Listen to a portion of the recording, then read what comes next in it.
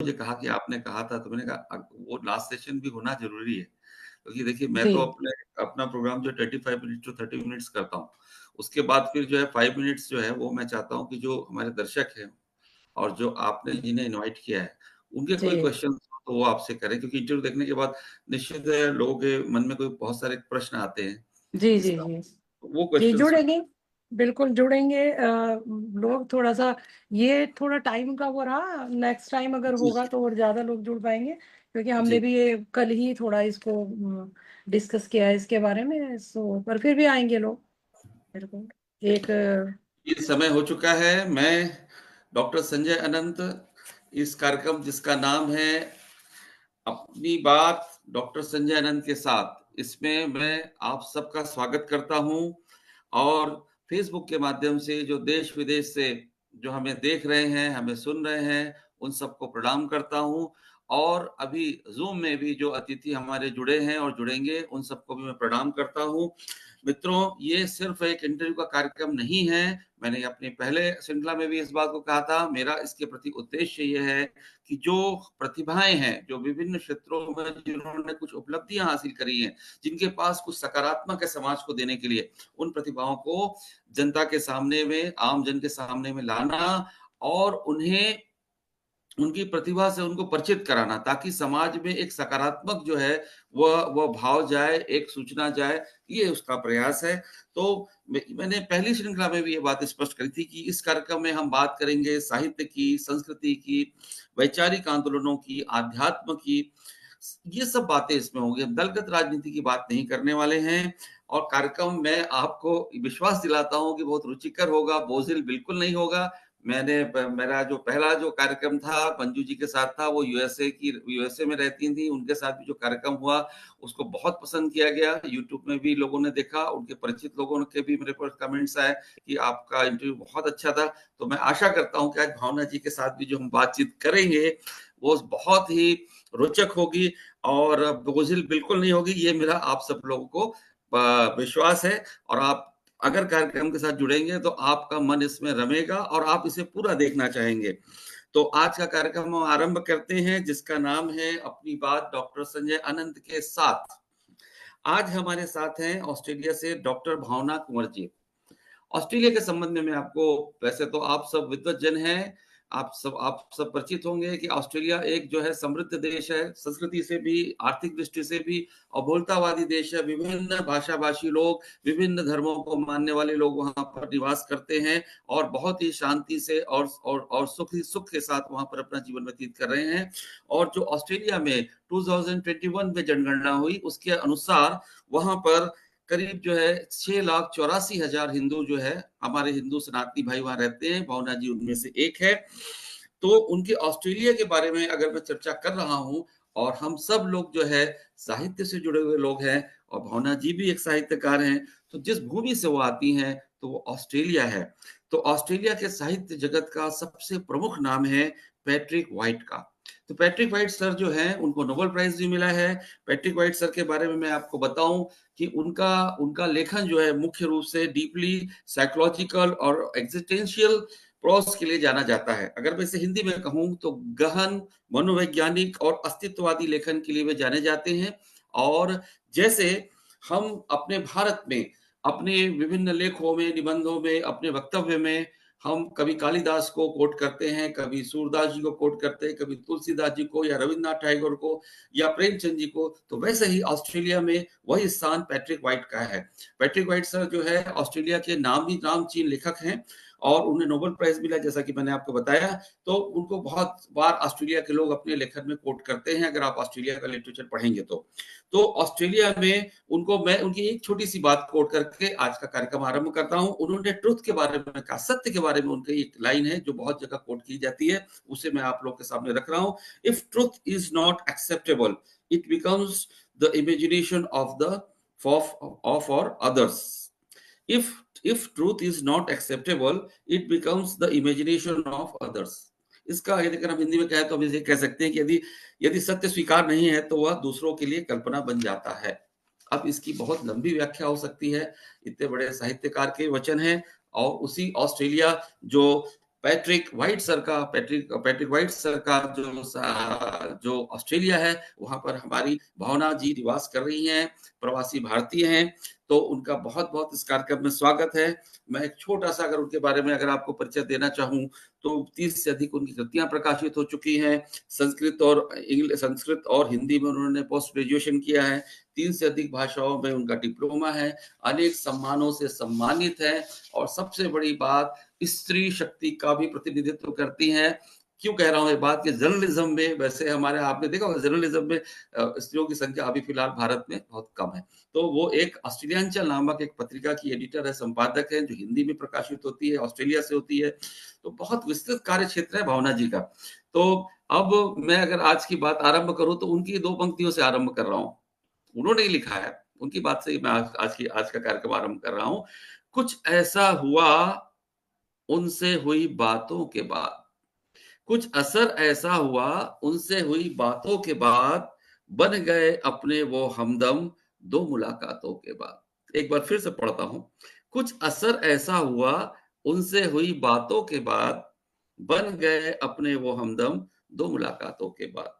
तो भावना जी, आज के कार्यक्रम में आपका बहुत बहुत स्वागत है। और आप कैसी हैं, सबसे पहले ये बताइए। कैसा है आप? हम तो भारत में हैं, आज अच्छे हैं। आज मौसम बहुत अच्छा है। अभी ऑस्ट्रेलिया का मौसम कैसा है, बताइए।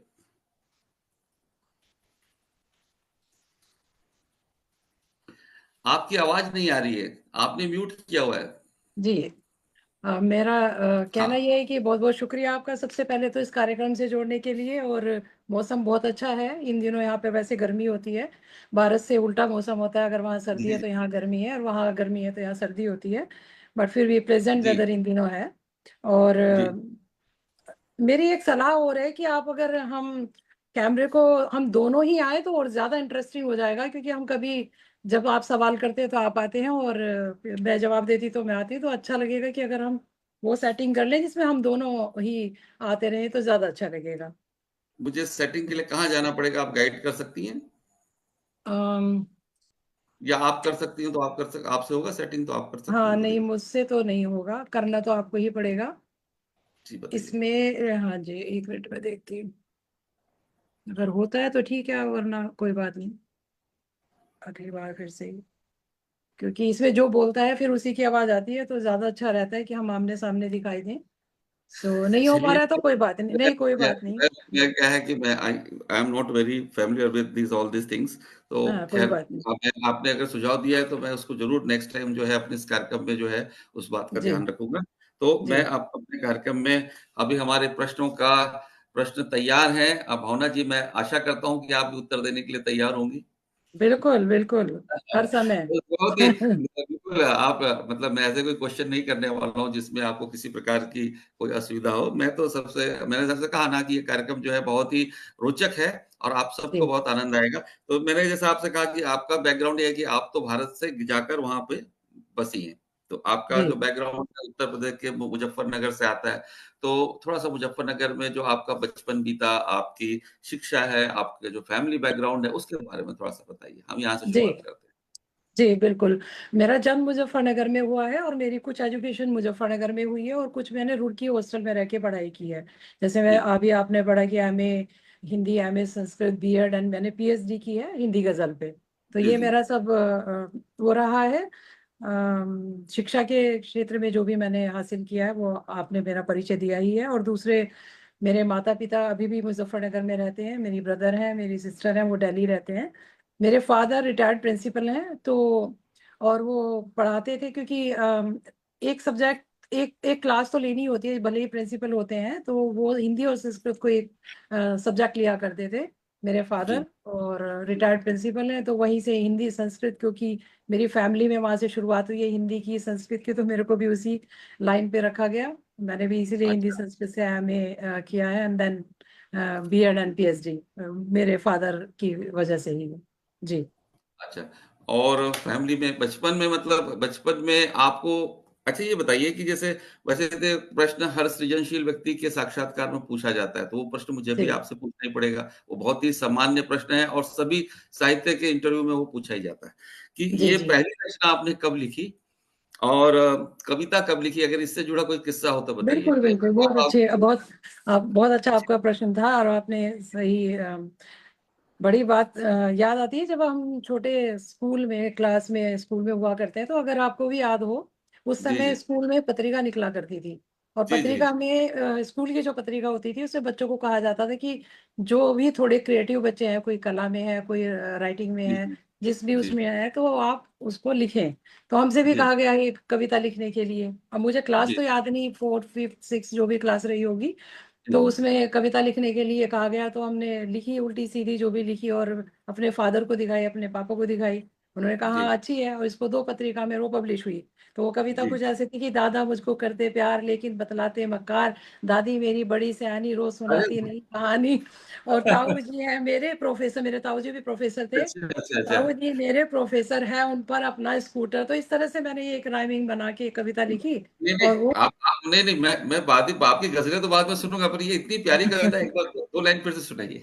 बहुत दादा अच्छा लगा। मुझको करते प्यार, हाँ, दादा मुझको करते प्यार लेकिन जी, बतलाते मक्कार, दादी मेरी बड़ी जी, सयानी रोज सुनाती नई कहानी, ताऊ जी मेरे जी। प्रोफेसर जिन पर है अपना स्कूटर।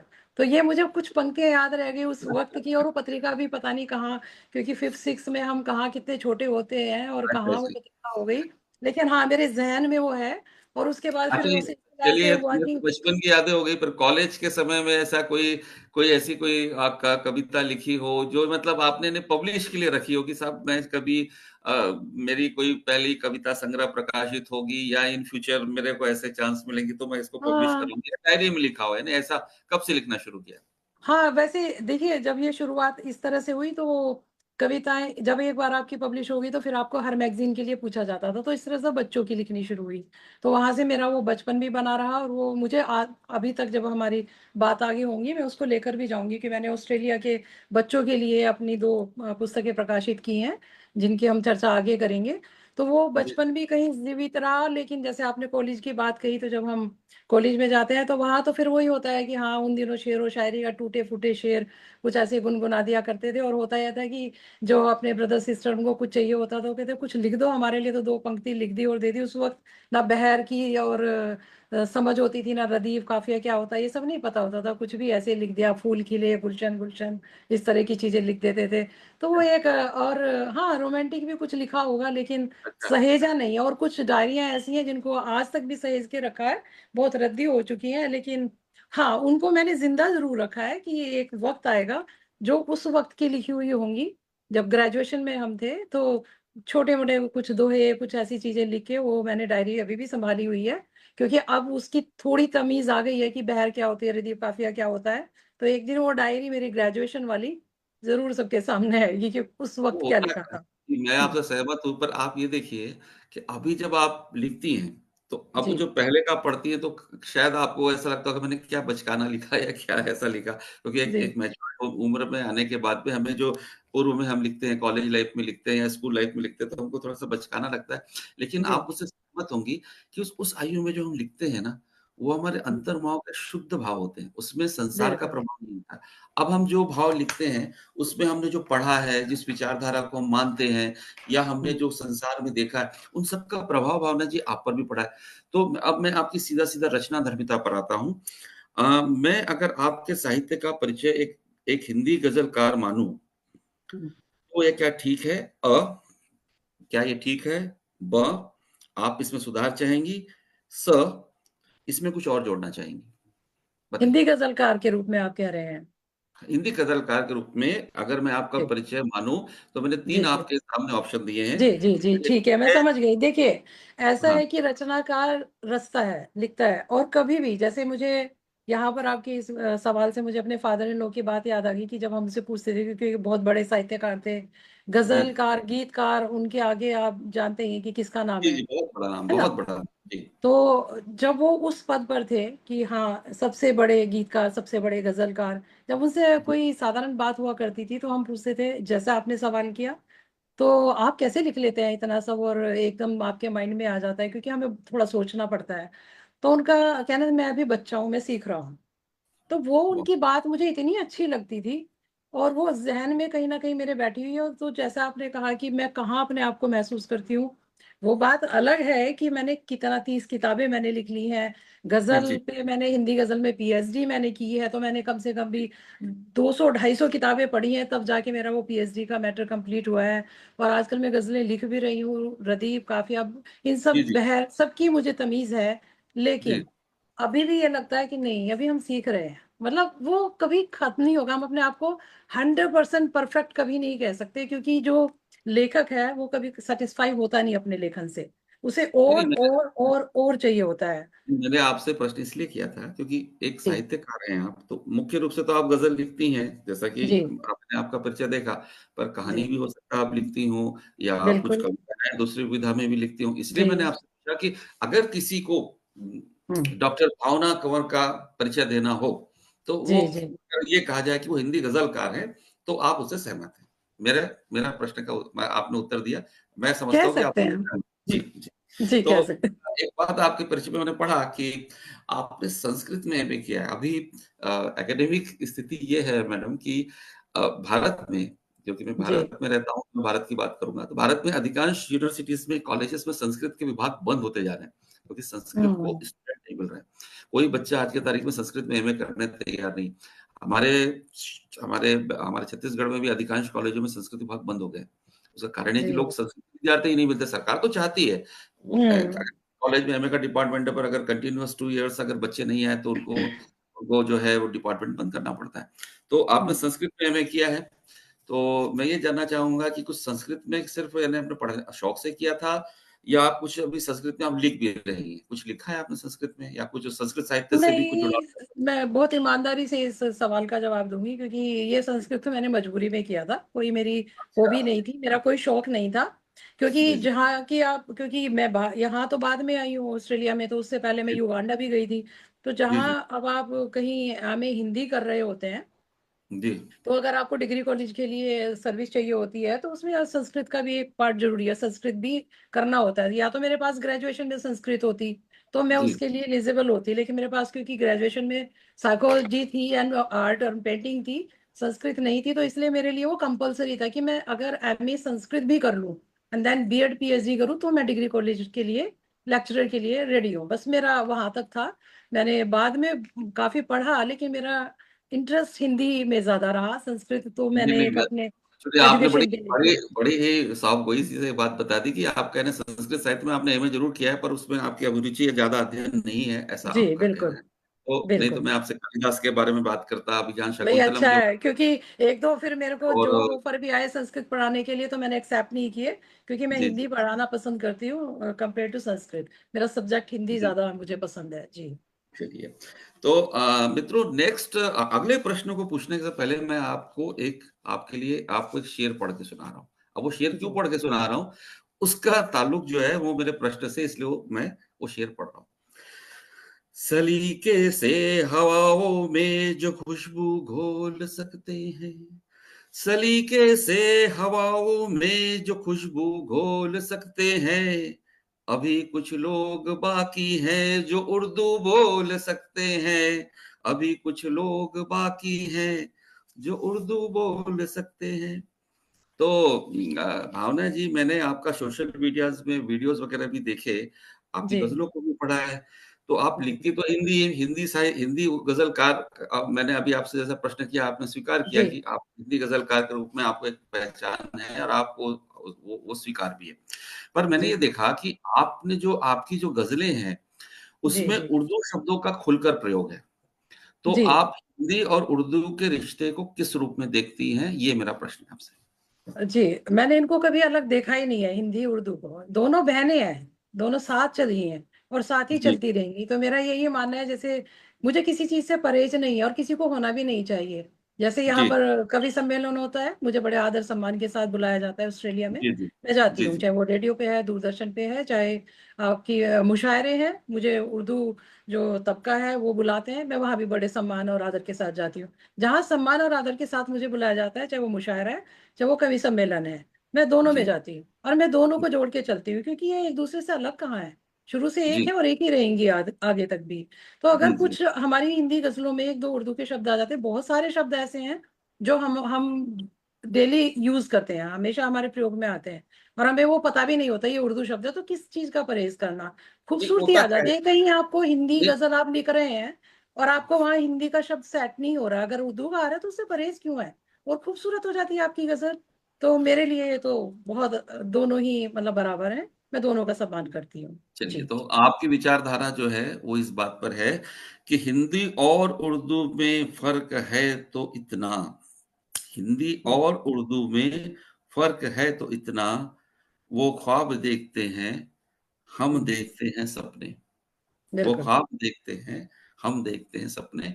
यानी आपका जो बिल्कुल। हमारी गंगा जमुना तहज़ीब जो हमारी मानी जाती है, उस पर आपका जो है आपकी आपका विश्वास है उस पर, और आप ये मानती हैं कि हिंदी उर्दू जो है वो 2 सगी बहनें हैं, और दोनों दोनों एक साथ विकसित हो, दोनों का एक-दूसरे में अनुप्रयोग हो, ये स्वीकार्य है। हालाँकि बिल्कुल। हमारे यहाँ एक बहुत विशुद्ध हिंदीवादी आंदोलन जो चल रहे हैं, जी। अगर आप वैचारिक तौर पे जाएँ तो वो इसका विरोध भी करते हैं कि हिंदी में उर्दू के शब्द जो है वो बहुत ज़्यादा जो है घुसपैठ कर रहे हैं। वो शब्द घुसपैठ का उपयोग करते हैं।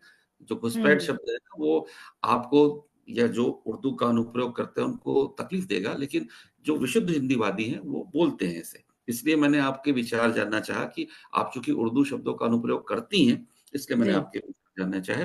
अच्छा, अब देखिए कि जैसा अभी आपने कहा भी कि आप कवि गोष्ठियों में, मुशायरों में भी शिरकत करती हैं, और मैंने जी। अभी एक बहुत ही इंटरेस्टिंग चीज़ देखी कि अभी एक फ़ेसबुक में एक एड था इसी कार्यक्रम का, तो वो उसमें मैंने देखा कि वो आपके ऑस्ट्रेलिया में शायद हो रहा है और ऑनलाइन था, उसमें लेकिन पाकिस्तान से भी बहुत सारे शायर जुड़े हुए थे। जी। तो पाकिस्तान के शायरों के साथ मंच साझा करने में आपका अनुभव कैसा रहा? मेरा प्रश्न ये है। बहुत बहुत खूबसूरत, बहुत खूबसूरत, इसमें कोई शक नहीं है। देखिए, जी, मैं बहुत मंचों पर जाती हूँ, मेरे मतलब मुश्किल ही है, आप ही भी जानते हैं कितनी मुश्किल से हमारी ये डेट जो है सेट हो पाई है, क्योंकि जी, मैं फुल टाइम वर्किंग हूँ। पहली बात तो ये है कि हम फुल जी, टाइम वर्किंग है, तो 8 to 5 आपने जॉब की, फिर आप घर आते 1 1.5 घंटा, आप विदेशों की थोड़ी कल्चर अलग भी है, टाइम से जी, सोना, 10 बजे आप सो जाते हो, 9 बजे से पहले पहले सब काम खत्म करने, तो इतना समय नहीं होता कि आप उन सब चीजों में उलझे रहें। जी, जहां तक आपने जो प्रश्न किया पाकिस्तान के मुशायरे जो हम जुड़ते हैं, तो मेरा अनुभव ये रहा है कि कभी हम जब ऑनलाइन कार्यक्रम करते हैं तो कुछ कार्यक्रम में मैं गजल लिखने में जान लगा देती हूँ। मैं एक दो शेर आपको सुना दूंगी तो उससे आप समझ जाएंगे। तो मैंने ये गजल बहुत प्यार से लिखी, बहुत मेरी बहर में कसी हुई, काफिया रदीफ मेरा सब बहुत अच्छा है, और मैंने उसको गाया भी अच्छे से। जो मेरा सर्कल है वो जी, पहचानता है, जिसमें प्रगीत भी बहुत अच्छे गाते हैं और वो गजलों की उनको बहुत नॉलेज है। और हम एक मंच पर बैठे हैं और हम वहां पढ़ रहे हैं उस गजल को, और हमने पूरी गजल पढ़ दी। ठीक है। जी, और जी, शुरू मतला शुरू हुआ ये हुआ, और फिर चाहे तो म्यूट पर है सब, और फिर सब कोई खा रहा है, कोई पी रहा है, कोई कुछ कर जी, रहा है, मेरी जी, गजल खत्म हो गई, फिर वो सब अनम्यूट होते हैं, और फिर बाद में जब जो संचालक है, अरे वाह बहुत अच्छी पढ़ी आपने, फिर एक दो लोग ताली बजा देंगे और फिर ये आपका एक फॉर्मेलिटी कंप्लीट हो जाएगी। मैंने एक एक शेर इतनी शिद्दत से लिखा है, ऐसे इतना मन लगा के आप उस एक शेर को सुनिए तो आपकी जी, रूह अंदर तक लगी कि हाँ कुछ लिखा है। मैंने जो पाकिस्तानी आप बात कर रहे हैं, जो मंचों को मैं गई हूँ अभी, वो हमारे जो अफरोज आलम भाई हैं, वो जी, अक्सर जी, हमें बुलाते हैं, उनका भी वही वक्त होता है जो आपका है, 10 साढ़े 10 बजे। लेकिन कभी जी, कभी मैं उस मुशायरों में उनके जुड़ती हूँ।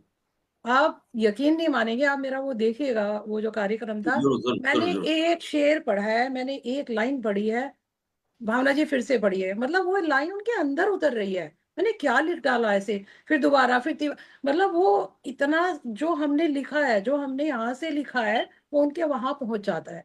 और कुछ लोग बिल्कुल ऐसे मंत्रमुग्ध होके बैठे रहते हैं, बाकी प्रोग्राम्स में उनको पता ही नहीं हमने क्या कह दिया, गजल क्या होती है, या कोई शब्द हमने छोटा मोटा उर्दू का इस्तेमाल भी कर लिया या शुद्ध हिंदी का कर लिया, वो उनको समझ नहीं आ रहा है, क्योंकि वहां उनकी सोच फिर वो थोड़ी सी एक छोटी सी कविता, कहना नहीं चाहिए कि बस ये बनाया ये खाया स्त्री चली माँ, ये एक माँ पिता, मैं भी बहुत लिखी है, मैंने भी, लेकिन हर जगह एक ही मंच पे आप माँ की कविताएं सुना, मैं सुना के माँ की कविता आपको अभी रुला दूं, लेकिन मैं कुछ नया लिख रही हूँ। तो मतलब एक जो वहां पे सम्मान, जो समझ, जो पकड़ होती है ना गजल की, उन शायरों के साथ एक बार आप महफिल में जाइए, आप दीवाने हो जाएंगे, आप कहेंगे मुझे बार बार इस महफिल में आना है, क्योंकि वहां आपके लेखन की कद्र है, वहां आपको समझते हैं, वहां आपके शेर को समझते हैं लोग। तो मेरा बड़ा बहुत खूबसूरत एक्सपीरियंस रहा है, सच आप बताऊं आपको। सच मैं आपसे कहूँ कि जो हमारा इंडियन सब कॉन्टिनेंट में जितने लोग भी हम हैं सब, जी, हमारे मज़हब अलग हो सकते हैं, हमारी जो पूजा पद्धति अलग हो सकती है, वे ऑफ वर्शिप अलग हो सकती है, पर जी, हम सब लोगों का रक्त संबंध है। जी, आप देखिए बिल्कुल, हम लोगों का ब्लड एक है। आप अगर आप सिंधी हैं तो आप हिंदू सिंधी हैं या आप मुस्लिम सिंधी हैं। अगर आप राजपूत हैं तो आप हिंदू राजपूत हैं या मुस्लिम राजपूत हैं। लेकिन हम सबके पूर्वज एक थे। किसी ने जी, इस्लाम कबूल कर लिया, किसी ने नहीं किया, बस अंतर यही है। तो उनसे बिल्कुल, मैं हमेशा मुस्लिम लोगों के बीच में जब भी जाता हूँ तो कहता हूँ भाई आपका उनसे संबंध मज़हब का है, लेकिन मेरे से संबंध खून का है। बिल्कुल, बिल्कुल, सही बात है। ठीक है? मैं आपका जी, रक्त भाई हूँ, क्योंकि मेरा और आपका अभी ये पहले डीएनए होता थी बातें, लेकिन अब तो साइंस इतना डेवलप हो गया, डीएनए टेस्ट करा लीजिए। तो बिल्कुल, आपका बिल्कुल, भावना जी का जो डीएनए है वो उनसे मिलेगा ही मिलेगा, भले ही वो विचारधारा अलग हो गई या पूजा पद्धति अलग हो गई। खैर, तो मेरा जी। वही कहना है कि आप जैसे अभी आपने कहा कि आप पाकिस्तानी मतलब मुशायरे में भी गई हैं, तो क्या आपके ऑस्ट्रेलिया में भी कोई पाकिस्तानी मित्र हैं, कोई जो निजी आपके जीवन में ऐसे मित्र हों, साहित्यिक मित्र हों, जिनसे आप मिलती हों? हुँ, और दूसरा मेरा इसी से जुड़ा हुआ प्रश्न है कि अगर आप पाकिस्तान के साहित्य को देखती हैं, उर्दू अदब को देखती हैं, तो अभी वहाँ उर्दू अदब क्या है? वहाँ की यानी उनकी विचारधारा क्या है? वो मतलब रिलीजियस हैं या कुछ प्रोग्रेसिव हैं? किस प्रकार के मतलब वहाँ पर लिखा जा रहा है? क्योंकि देखिए भारत मुझे सच बताऊँ बहुत मुझे पाकिस्तान के साहित्य के बारे में तो ज़्यादा नहीं पता, लेकिन यहाँ पर जो मुशायरे होते हैं और जी, जो लोग मेरे साथ जुड़े हुए हैं, वो अलीगढ़ यूनिवर्सिटी से ज़्यादा हैं। मुस्लिम अच्छा, हैं, अलीगढ़ यूनिवर्सिटी में कोई जी समझ प्रोफ़ेसर रिटायर हैं, जी, कोई है जी, ना, जी, कोई प्रिंसिपल रिटायर्ड हैं जी, और जी, अच्छे मतलब अलीगढ़ के लोग यहाँ पर ज़्यादा हैं और जितने भी जी, मुशायरे अब तक हुए हैं, उनमें मेरे 7-8 लोग जिनसे जो मुझे हमेशा बहुत मोहब्बत के साथ बहुत अभी अलवी साहब हैं जो यहाँ पर अलवी साहब जो यहाँ पर हैं, वो पूरी कोशिश ये करते हैं कि ये हिंदू-मुस्लिम क्या है? हम सब एक ही तो हैं। हमारी हम बोलते हैं, हमारा खाना-पीना, पहनावा क्या क्या अलग है इसमें? तो वो जोड़ के चलते हैं, तो चाहे वो हिंदी का मुशायरा हिंदी का कवि सम्मेलन हो और मुशायरा हो। तो मुझे और प्रगीत को हमेशा वो इनवाइट करते हैं। अब कुछ लोगों के मन में अगर ये होता है कि नहीं वो तो मुशायरा है, हम नहीं जाएँगे, मैं उनकी बात नहीं करती। लेकिन क्योंकि मेरे तो फादर इन लॉ कभी भी इन चीज़ों को नहीं मानते थे। वो पाकिस्तान गए हैं, आप देखिए पाकिस्तान गए हैं मुशायरा पढ़ने के लिए जी, बिल्कुल, और बिल्कुल। कितने ही उर्दू के लोग हैं उनके साथ में जो बड़े शायर हैं, वो उनको आज भी याद करते हैं। यहाँ पर 2-3 शायर आए, हमसे मिले, जब वो क्योंकि यहाँ पर जो मुशायरे में उनसे मिले तो वो एकदम बोले, "अरे! आपके तो फादर इन लॉ पाकिस्तान हमारे साथ मुशायरा पढ़ा मंचों पे, हम इंडिया में तो पढ़ते ही हैं भारत में तो, लेकिन जी, हम जी। पाकिस्तान गए।" ये मतलब जब हमने उस परिवार से, उस घर से ही ये नहीं सीखा कि क्या हिंदू, क्या मुस्लिम, हम साथ-साथ पढ़ते कि साहित्यकार सबका होता है। कोई पाकिस्तान का साहित्यकार है, ये भारत का साहित्यकार है, ये ऑस्ट्रेलिया का है, ये प्रवासी है, अप्रवासी है। मुझे तो इन इन सब चीज़ों से बहुत परहेज है। साहित्यकार साहित्यकार होता है, उसका काम है साहित्य रचना और बस जी, वही हम रचते बिल्कुल, जाते हैं और वाह! तो मेरा ऐसा कुछ नहीं है यहाँ पर जैसे आपने तो पूछा मैं कि तो नॉलेज ये है नहीं है। भावना भावना जी की जो विचारधारा हम समझ पा रहे हैं दर्शकों, वो ये है कि वे इस बात को पर विश्वास करती हैं कि हम सारे मानव जो है वो एक हैं, हमारे अंतर्मन जो है जुड़ते हैं, हमारे उसको प्रकटीकरण की भाषा भले ही अलग-अलग हो सकती है, अगर मैं हिंदी में जानता हूँ, तो मैं हिंदी में लिखता हूँ, अगर किसी को उर्दू आती है, तो वो उर्दू में लिखता है, किसी को फ्रेंच आती है, तो फ्रेंच में लिखता है। तो हम सबकी जो मूल भावनाएँ हैं, अंदर हम मानव रूप में हम सब एक हैं, ऐसे उनके भाव मुझे समझ में आए और मैंने उनकी बात को 2 शब्दों में आपके समक्ष रखा कि उनके भाव का मैंने एक प्रकार से आपके सामने समीक्षात्मक रूप से रखा। अब मेरा जो अगला प्रश्न है कि मैंने इनके नवगीत भी पढ़े। तो नवगीत जो इन्होंने लिखे हैं उसमें उन्होंने अंग्रेजी शब्दों को यथावत रखा है। अभी हिंदीवादी जो लोग हैं, हमारे यहाँ विशुद्ध हिंदीवादी लोग हैं, तो ये तो इसका कड़ा विरोध करते हैं। पर हुँ, इन्होंने रखा है, मैंने इनकी नवगीत पढ़े हैं, तो उसमें उन्होंने अंग्रेजी के शब्द वैसे के वैसे रखे। ये हमारे यहाँ जो अभी 21वीं सदी में भारतवर्ष में जो संभ्रांत लोग हैं, जो उनके पास अच्छा खासा पैसा है, बड़े शहरों में रहते हैं, अंग्रेजी बोलते हैं, अंग्रेजी माध्यम से उनकी शिक्षा-दीक्षा हुई है, तो वे लोग जो हिंदी बोलते हैं, वो वास्तव में हिंग्लिश होती है, उसको विद्वतजनों ने इंग्लिश शब्द उसके लिए उपयोग किया है। तो मैं भावना जी से पूछना चाहूँगा कि चूँकि अब आपने तो अंग्रेजी शब्दों का यथावत उसमें और उसको उसमें अपनी कविताओं में रखा है। तो जी। मेरा प्रश्न आपसे ये है कि आप इसको किस रूप में देखती हैं? आप इंग्लिश की समर्थक हैं या आप इसे स्वीकार नहीं करेंगी कि बस ऐसे ही कुछ कविताओं में लिख दिया बट वैचारिक रूप से मैं नहीं देखिए चाहूँगी कि अंग्रेजी बताएँ। हाँ, इसमें मेरा थोड़ा-सा जवाब थोड़ा लंबा होगा, तो जी, मैं यहाँ से शुरू करती हूँ कि पहले आप हिंदी की बात करते हैं, तो मैंने ये भी कहा है कि उसके दिल में प्यार की भी जोत जलनी चाहिए, कि उसके दिल में प्यार की भी जोत जलनी चाहिए। वो जो एक पत्थर की मूरत है पिघलनी चाहिए, वो जो एक पत्थर की मूरत है पिघलनी चाहिए, और रो रही गंगा बहुत है रूप अपना देखकर, कि रो रही गंगा बहुत है रूप अपना देखकर, और शिव जटा से फिर नई गंगा निकलनी क्या चाहिए। बात है! वाह, शिव वाह! जटा से बढ़िया, बहुत बढ़िया, ठीक, फिर बहुत बढ़िया। नई गंगा निकलनी चाहिए। बहुत शुक्रिया। ये मैंने हिंदी में लिखा है। अब मुझे मेरा मन आ जाता है, मैं एक ऐसे देश में रहती हूँ जहाँ पे हिंदी को लाने का प्रयास किया जा रहा है। छोटे स्कूलों में स्कूली तौर से बच्चों को सिखाया जा रहा है हिंदी, हाई स्कूल में भी लाने की कोशिश की जा रही है। लेकिन हिंदी, अब मैं यहाँ अगर सड़क पे निकल जाऊं, मैं प्रीत, मेरे हस्बैंड हिंदी में बात करते हुए जाए, तो यहाँ कोई सुनने वाला नहीं है। मैं हिंदी जी, में बात करती हूँ, लेकिन मैं एक ऐसे देश में हूँ जहाँ हिंदी में स्कूल में थोड़ा बहुत पढ़ाया जाता है हिंदी। वैसे तो कहीं है ही नहीं, चाहे आप इस जी, मार्केट जी, जाए, कहीं भी जाए, आपको कोई नहीं समझता है। तो मैं दोनों देशों को जोड़ने का प्रयास करती हूँ, हिंदी भी सिखाती हूँ बच्चों को, स्कूल में ऑनलाइन क्लासेस भी जी, करती हूँ, और जी, जी, बाकी मैं जहाँ काम करती हूँ, जो मेरा वर्क प्लेस है, वो मेरा सारा इंग्लिश में है। तो मैं क्यों ना अपनी हिंदी भाषा के साथ उनको समझाती हूँ, कुछ इंग्लिश के वर्ड्स को मैं उनको बता के, मैं तो जो सिखाती हुई हूँ, क्योंकि मैंने यहाँ यूनिवर्सिटी, सिडनी यूनिवर्सिटी में वन ऑन वन क्लासेस भी ली हैं, और यूनिवर्सिटी में भी पढ़ाया है। तो मेरी क्लासेस होती हैं उनको, कन्वर्सेशन क्लासेस इंग्लिश में ही सिखाती हूँ मैं, लेकिन उनको हिंदी बताती हूँ उसको कन्वर्ट करके। तो मैं फिर अगर ये कह देती हूँ कि सांसों का एक जाल है रे तेरी जिंदगी, लो बैटरी सी कार की रूठेगी जिंदगी, तो क्या गलत है इसमें? बैटरी नहीं है क्या हमारी, ये जो हमारा शरीर है, जो ये क्या है, ये एक बैटरी नहीं है? इसमें से कुछ निकल जाता है जिसको हम आत्मा कहते हैं, फिर ये बैटरी बंद, इसको उठा के इधर उधर अपना जो भी कार्य कर दिया जाता है। तो इसमें क्या हो गया अगर मैंने इस शरीर की आत्मा को बैटरी के रूप में कह दिया, या फिर ये कह दिया मैंने कि सरचार्ज अपने कर्म पे तुझे देना होगा, सरचार्ज अपने कर्म पे भी देना पड़ेगा, वरना तो बैरियर तेरे रास्ते में अड़ेगा। मतलब ये कह रही हूँ ना मैं, कि सरचार्ज की जगह अगर मैंने एक शब्द इंग्लिश कर दिया, तो वो इंटरेस्टिंग हो गया ना, कुछ लोग और भी समझ जाएंगे।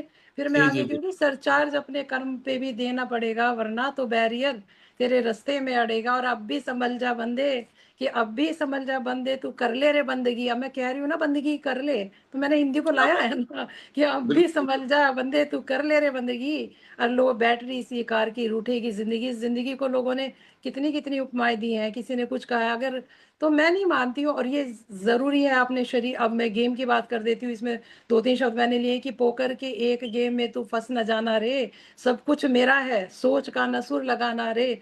सब यही तो करती है दुनिया, मेरा मेरा मेरा, क्या क्या लेके बात है! जाता है ऊपर कोई? वाक़ई कुछ में। तो नहीं लेकर तो जाता ना ऊपर बंदा, जी, जी। क्या ले? वो तो एक्चुअल इस, में आप जी, आप जहाँ रह रही हैं, ऑस्ट्रेलिया, तो जी, ऑस्ट्रेलिया में किसी समय में अगर आप ऑस्ट्रेलिया के इतिहास में जाएँ, तो ब्रिटेन में जो लोग विद्रोही मानसिकता के होते थे, जो कुछ यानी वहाँ के सिस्टम के हिसाब से सही नहीं बैठते थे, उनको कहा जाता था भाई यू गो, आप ऑस्ट्रेलिया हम्म, में उनको सेटल कर दिया जाता था।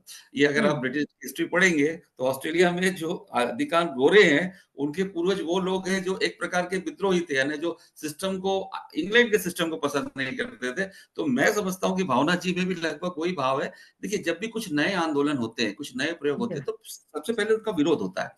फिर बिल्कुल बिल्कुल, धीरे-धीरे उसकी स्वीकार्यता बढ़ती है। तो मैं मानता हम्म, हूँ कि आने वाले समय में इंग्लिश जो है एक एक नए प्रयोग है। और देखिए कृष्ण जी ने गीता में कहा कि परिवर्तन ही शाश्वत है। तो जो परिवर्तन आ रहा है वो हम्म, तो आते रहेगा, हमारे चाहने नहीं चाहने से होता नहीं है, हम्म, रुकता नहीं है। तो अगर ये आना ही है परिवर्तन की, अंग्रेजी के शब्द स्वीकार कर लिए जाएँगे, तो अच्छी बात है। आखिर हम लोग कुछ अंग्रेजी के शब्दों का अनुप्रयोग करते ही हैं, कंप्यूटर है या स्टेशन है, जी, रेलगाड़ी है, शब्द तो हमने वैसे के वैसे स्वीकार कर लिए ना। अगर और कुछ शब्द आते हैं, तो मैं समझता हूँ कि विशुद्ध हिंदीवादियों को हो सकता है अभी इसमें ऑब्जेक्शन हो, तकलीफ नहीं हो, तो विरोध जहां पर जिनको हो। ऑब्जेक्शन होता है, तो वहां मैंने वो लिखी है ना, जी, वंदना हाँ, हे या हंस तो वाहिनी मातु को, देखिए, उनको ले आप लीजिए फिर आप।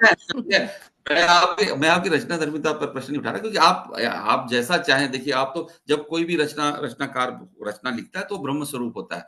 वो अपने हिसाब से सृष्टि का सृजन करता है। जब जी, आप चाहेंगी कि आप हिंदी में लिखें, शुद्ध हिंदी में लिखें, तो आप शुद्ध हिंदी में लिखेंगे। आपको बिल्कुल उर्दू बिल्कुल, वो तो आपकी इच्छा पर है और आपकी सृजनशीलता पर है। मैं आपकी सृजनशीलता को बहुत-बहुत प्रणाम करता हूँ और मैं अब कार्यक्रम के हम अंतिम समय में अंतिम दौर में पहुँच रहे हैं। उसमें मेरा अंतिम प्रश्न अगर मैं ना पूछूँ तो आपके साथ अन्याय होगा। आप ऑस्ट्रेलियंशियल नाम की पत्रिका की संपादक हैं, तो मैं एज़ ए संपादक आपका क्या अनुभव रहा, वो मैं जानना चाहता हूँ। इसी से मेरा दूसरा प्रश्न है, क्योंकि समय का अभाव है इसलिए उसको अलग से ना पूछ के मैं उसी में जोड़ दे रहा हूँ कि समाज जी। की उसमें क्या प्रतिक्रिया है? तो इसका एक साथ आप उत्तर दे दीजिए।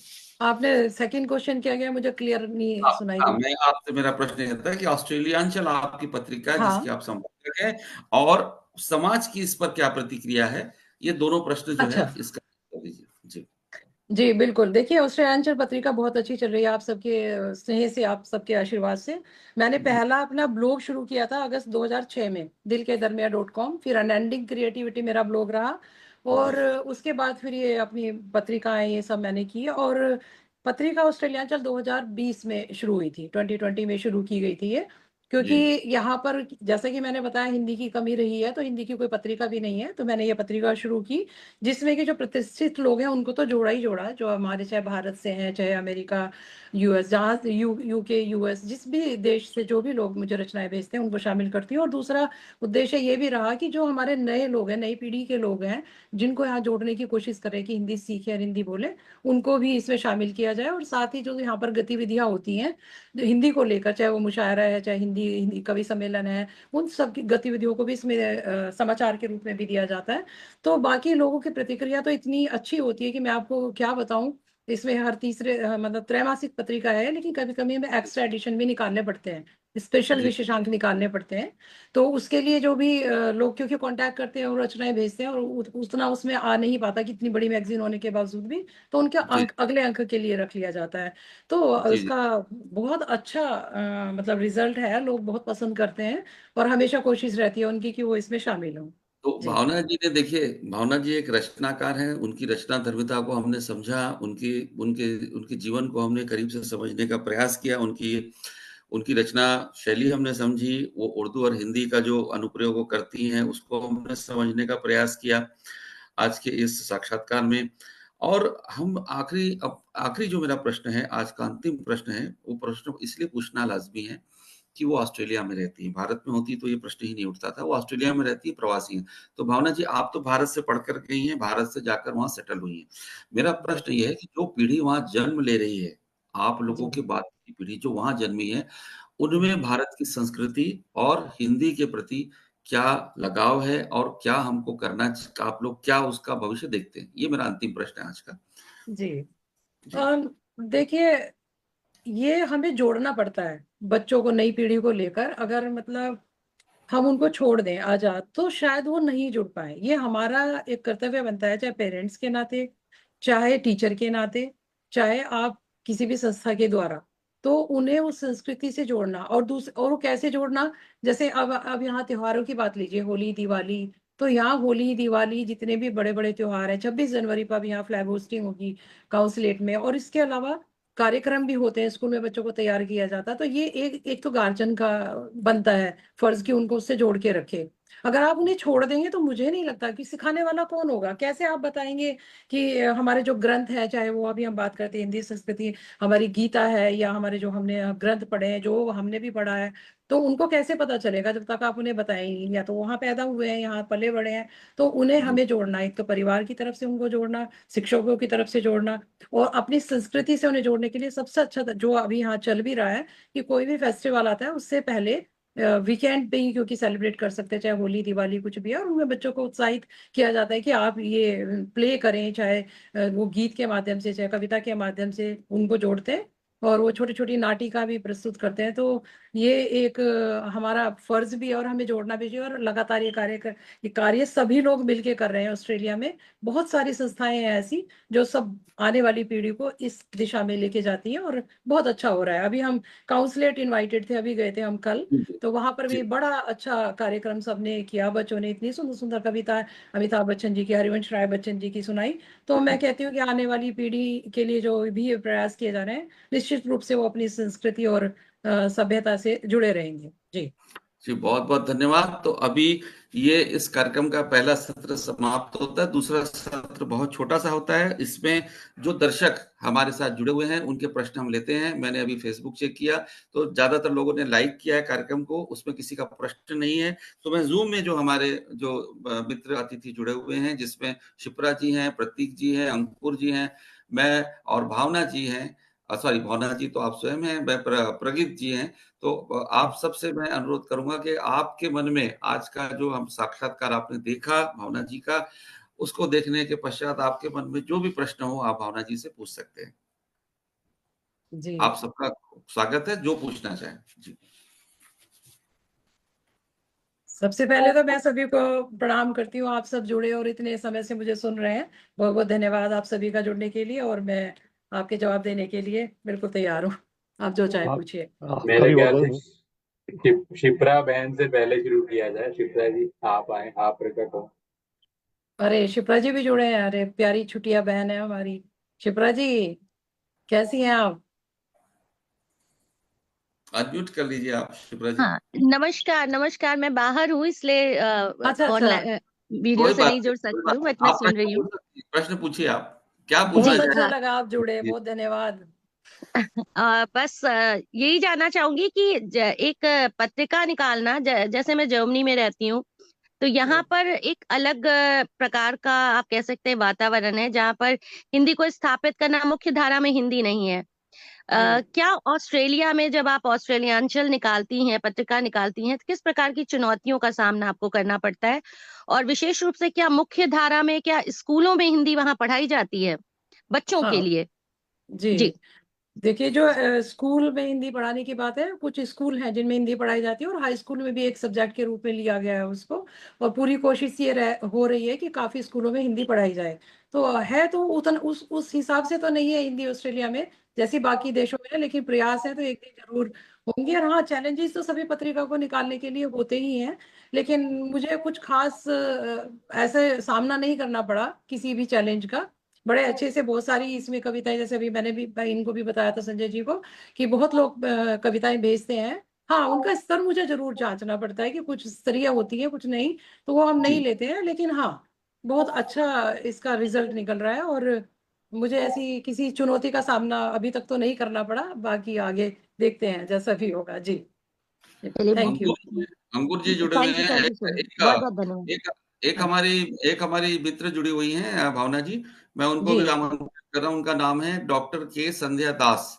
आज जी, इन्होंने मुझे विशेष रूप से मुझे इन्होंने रिक्वेस्ट करी कि इस कार्यक्रम में मैं जुड़ना चाहूंगी, और मैं आप मुझे लिंक पे प्रेषित करिए, तो मैंने इन्हें व्यक्तिगत रूप से आमंत्रित किया है। डॉक्टर संध्या दास जी, आपका बहुत बहुत स्वागत है। आप नमस्कार। भावना जी से कोई प्रश्न करना चाहें तो अवश्य करिए, अगर आपका कोई प्रश्न हो तो। संजय जी, जी सर, जी आप सर। आपका कोई प्रश्न हो तो करिए। जी नहीं सर, पर मुझे मुझे आने में देरी हो गई, तो मैं अच्छा, अभी कोई बस। बात नहीं, कोई बात नहीं। मैंने अभी ठीक है, आपको देखा तो मैंने आपको कहा चलिए कोई बात नहीं, बहुत-बहुत अच्छा धन्यवाद लगा। आपके साथ जुड़ी। और जी, मैं अभी प्रतीक जी को देख रहा हूँ। प्रतीक जी, आपका कोई प्रश्न हो तो अवश्य करिए। हाँ जी, हाँ जी। सबसे पहले तो मेरा प्रणाम नमस्कार। आपको संजय जी, नमस्कार। और भाभी जी आपको भी बहुत बहुत प्रणाम, जी, सादर नमन। बहुत धन्यवाद। और आपको मैं इस इंटरव्यू के लिए शुभकामनाएं देना चाहूँगा सर्वप्रथम। जी, जी, बहुत दूसरा, शुक्रिया। मेरे मन में एक क्वेश्चन ये आता है कि मैंने आपकी बहुत सारी पुस्तकें पढ़ी हुई हैं, जी, और आप लगभग हर विधा में लिखती हैं, चाहे वो गीत हो, मुक्तक हो, गजल हो, या जी, फिर आपका माइया और हाइकू। जी, ठीक है। तो जी, जी। आप कौन सी ऐसी विधा है जिसमें लिखना आपको अच्छा लगता है, और आप इसमें जिसमें स्वतंत्र फील करती हो, और उस विधा पर आपकी कितनी पुस्तकें हैं? तो ये मेरा जानने का मतलब, मैं इच्छुक हूँ। जी, जी, बिल्कुल। हाँ, जैसे मेरी शुरुआत में तो प्रिय विधा हाइकू रही है। जैसा आप सभी जानते हैं, मुझे प्रथम प्रवासी हाइकूकार के नाम से भी जानते हैं, क्योंकि ये सारी पुस्तकें मेरी हाइकू पे। तारों की चूना मेरी फर्स्ट पुस्तक 2006 में थी। देन धूप के खरगोश मेरी हाइकू पर थी। तो मेरी पहली शुरुआत में विधा हाइकू रही, फिर उसके बाद ताका, सेदोका, चौका, ये सब रही। पर आज की स्थिति ये है कि मुझे, वैसे जब उन्होंने, संजय जी ने प्रश्न किया था यूनिवर्सिटी के टाइम से मैं क्या लिखती थी, तो मैं शेरो शायरी करती थी, वही जो सभी करते, तेरी जुल्फों की छाव में, या फूल गुल खिले गुलशन, इस टाइप की। तो मेरा एक सपना था कि मैं गजल पर पीएचडी करूं, और फिर पूरा उसको व्याकरण जानने के बाद मैं गजल लिखूं। तो उस टाइम से, क्योंकि जब तक आप उसमें पारंगत नहीं होते तब तक लिखने का कोई फायदा नहीं है। तो मैंने बहुत स्टडी की, जैसे मैंने बताया 250-300 किताबें, मैंने ज्यादा ही किताबें पढ़ी होंगी गजल टाइम पर। तो मेरी आज की डेट में सबसे प्रिय विधा गजल है। और उसमें जो भी मैंने भी बताया भी था कि मेरी और प्रगीत की ये पुस्तक आई है, मिलकर गजल हो जाएंगे। और ये हम दोनों की साझा पुस्तक है। और जहां तक प्रश्न ये कि कितनी किताबें इसमें है, पूछिए मत, कम से कम 500 गजल मैंने लिखी होंगी। तो आप किताबें तो बहुत सारी बना सकते हैं उन पे। तो मेरी आज की डेट में गजल प्रिय विधा, और मैं चाहूंगी कम से कम जब मेरी 30 किताबें हैं तो 10 किताबें कम से कम मेरी गजल विधा पर होनी चाहिए। ये मेरा सपना है। बहुत बहुत अच्छी प्रतीक बात है, जी, बहुत बहुत शुभकामनाएं। बहुत बहुत धन्यवाद आपका। और आज के कार्यक्रम का हमारा समय समाप्त होता है, क्योंकि देखिए अभी वैसे तो अंकुर जी भी जुड़े हैं, अंकुर जी से भी सवाल कर लेते अच्छा हैं। अंकुर जी बिल्कुल बिल्कुल, अंकुर जी स्वागत है आपका। जी जी, कुछ तकनीकी, जी जी, बिल्कुल बिल्कुल, बेहद शुक्रिया। बहुत ही शानदार आयोजन रहा कार्यक्रम का, और मैं सभी को बहुत बहुत बधाई भी देता हूँ। दरअसल कुछ तकनीकी खराबियों के कारण मुझे बाहर आना पड़ा। कोई जी बात जी, नहीं। मेरा प्रश्न अपने सिर्फ से इतना करिए, था आप अपने कि से करिए। मुझे वैसे जी बेहद ही पुस्तकों का इंतजार रहता है, और जब भी भावना जी की कोई भी पुस्तक आती है मुझे बहुत खुशी होती है उस पुस्तक को पढ़कर। जी, तो मुझे अब इंतजार है कि अगली कौन सी विधा पर किस पुस्तक को लाने का विचार है आपका, मैं जानना चाहूंगा। क्या बात है, बहुत शुक्रिया। आपने बहुत मेरे मन की बात कह दी। जैसे अभी प्रतीक जी ने भी पूछा था कि गजल पे, जैसे मेरा सपना है 10 किताबें आने का। तो अभी मेरी प्रेस में 2-3 किताबें हैं। जो मेरी नेक्स्ट आ रही है वो नई विधा है, हाइगा। अगर आपने नहीं सुनी हो, जैसे मैंने अभी बताया, जापानी कविताएं जिन पे मैं ज्यादा लिखती हूँ, तारू की चुनर, जैसे धूप का खरगोश, या फिर मेरी ताका, परिंदे कब लौटे, ये चौका रचना है, जरा रोशनी में लाऊं, फिर यादों का गांव। और इस तरह से जो ये किताब है, अब मेरी नई पुस्तक जो आ रही है वो हाइगा पर है। हाइगा एक ऐसी विधा होती है कि उसमें हाइकू होता है, पहले 5-7-5 जो आपके वर्ण होते हैं, हाइकू। उसके बाद जो तस्वीर होती है उसकी एक फोटो बनाई जाती है, चाहे तो वो पेन से बनाई जाए, आजकल तो थोड़ा लेटेस्ट टाइम है तो हम गूगल से भी निकाल लेते हैं। लेकिन जो पुरानी विधा थी उसमें हाइकू लिखे भी हाथ से जाते थे और हाथ से ही वो चित्र बनाए जाते थे, तो उसको हाइगा विधा कहते थे। जो मेरी नई पुस्तक आ रही है, एकदम प्रेस में है, रिलीज हो चुकी है वैसे प्रेस से, तो वो हाइगा पर है। तो बहुत धन्यवाद। मुझे अच्छा लगा कि ये प्रश्न भी आया कि मैं अगली तो, पुस्तक मेरी कौन सी आ रही है। बहुत बहुत धन्यवाद अंकुर जी, आपका तो बहुत शुक्रिया। आज का जी जी, समय बेहद शुक्रिया, मुझे बहुत समाप्त इंतजार रहेगा। जी, जी बिल्कुल बिल्कुल। धन्यवाद आपका। मैं आप लोग से क्षमा चाहूंगा, क्योंकि समय जो है हमारा जो निर्धारित होता है उससे भी हम करीब 5 से 10 मिनट ज्यादा हो चुका है। लेकिन बहुत अच्छा लगा आज का कार्यक्रम।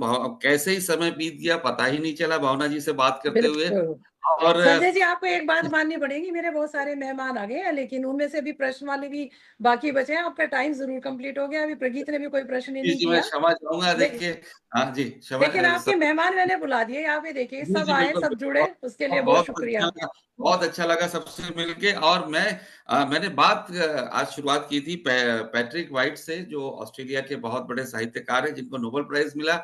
तो मैं ये मानकर चलता हूं और मेरे को पूरा विश्वास है कि भावना जी ऑस्ट्रेलिया को फिर से गौरवान्वित करेंगी, विश्व स्तर पर कोई बड़ा पुरस्कार वो पाएंगी, ऐसा मेरा विश्वास है। और हम भारतीयों को, जो हम भारत में रहते हैं, चूंकि वो प्रवासी भारतीय हैं, उनका मूल भारत है, इसलिए हम भारतीय भी बहुत गर्व करेंगे अगर इस प्रकार का कोई बड़ी अचीवमेंट, बड़ी उपलब्धि वो हासिल करती हैं पैट्रिक वाइट की तरह। और वे ऑस्ट्रेलिया को भी गौरवान्वित करेंगी, भारत को भी गौरवान्वित करेंगी, ऐसा मेरा पूरा विश्वास है। आप सबको बहुत बहुत धन्यवाद। आप मेरे इस कार्यक्रम में आए, आप इस कार्यक्रम में शामिल हुए, फेसबुक के माध्यम से जो भी हमारे दर्शक पूरे विश्व से जुड़े हुए थे, उनको भी बहुत बहुत धन्यवाद। और हम फिर मिलेंगे, जिस कार्यक्रम का नाम है अपनी बात, डॉक्टर संजय अनंत के साथ। तब तक के लिए बहुत बहुत धन्यवाद आप सबका। बहुत बहुत बहुत आभार। धन्यवाद आपका, बधाई हम भी देना चाहेंगे। और साथ में मीन केतन प्रधान जी भी जुड़ गए हैं छत्तीसगढ़ से, बहुत ही वरिष्ठ हैं, तो उनको भी प्रणाम करते हैं। और वो आपको इस कार्यक्रम की सफलता के लिए बहुत बहुत बधाई और शुभकामनाएं। धन्यवाद। बहुत बहुत बहुत शुभकामनाएं संजय जी, और बहुत बहुत बहुत सुंदर भावना दी को सुनना हमेशा बहुत अच्छा लगता है। बहुत बधाई। बहुत बहुत शुक्रिया शिप्रा जी, बहुत शुक्रिया। अंकुर बहुत शुक्रिया। भैया बेहद बेहद शानदार कार्यक्रम, सभी को बहुत बहुत बधाई। बहुत बहुत शुक्रिया। बहुत नमस्कार। बहुत बहुत बधाई सभी। नमस्कार। नमस्कार संजय।